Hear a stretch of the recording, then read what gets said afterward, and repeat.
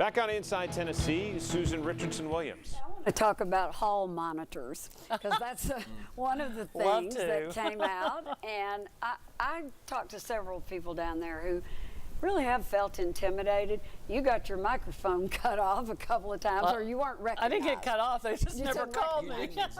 Which, I mean, I'm hard to spot. That's really silly. I mean, to be honest, that's really silly and petty.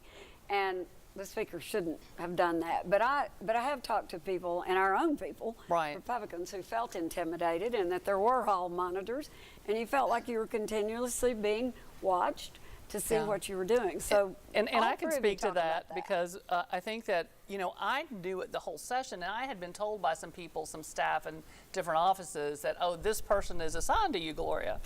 And, you know, but I was afraid to talk about it because it sounds so paranoid. But they did put him in the cubicle right outside my office.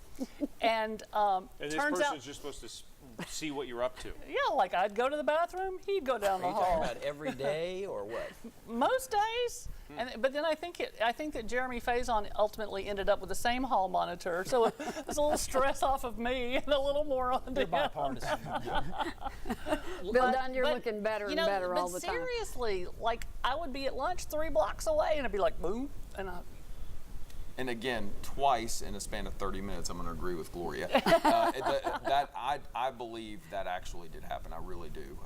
As she actually referenced Jeremy Faison, who is a really good friend of mine.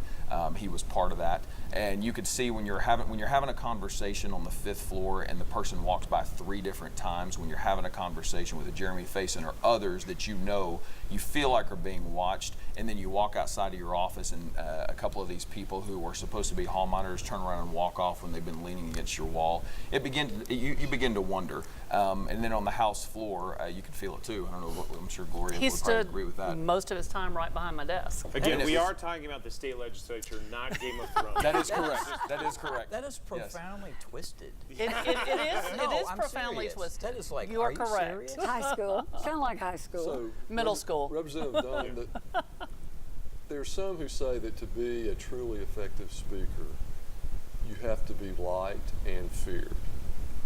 And Glen Casada was probably feared but not liked. Do you realistically think that you could fit that mold? It'd be tough. It'd be tough. I try to work with people, try to bring the best out of them. I think where they should fear me is when they start just doing foolish things, when they do things counter to what's good to Tennessee. I think everybody down there, Republican or Democrat, knows when somebody crosses the line, when someone's, you know, putting on a display as opposed to actually working on a bill. And so I think that would be, I think Glenn was more, you better fear me and make sure you do what I do. I would get irate if I felt like people were disrupting the process of creating good legislation. And Billy, and I would even push back just a little bit and say I think respected is an important aspect. So respected and liked, and you could say feared, but Speaker Harwell, I served 2 terms under her. She was respected and liked. I don't think anybody feared Speaker Harwell. And under 8 years, we've had one of the most prosperous periods in Tennessee's history, and she was a part of that leadership. And so, and you could disagree with certain aspects of her leadership, but she was respected in most circles, and she was liked, and I think it was effective. And people would say that about teachers too, but they're wrong about that. You don't want to fear your teacher. You want to fear making your teacher disappointed in you.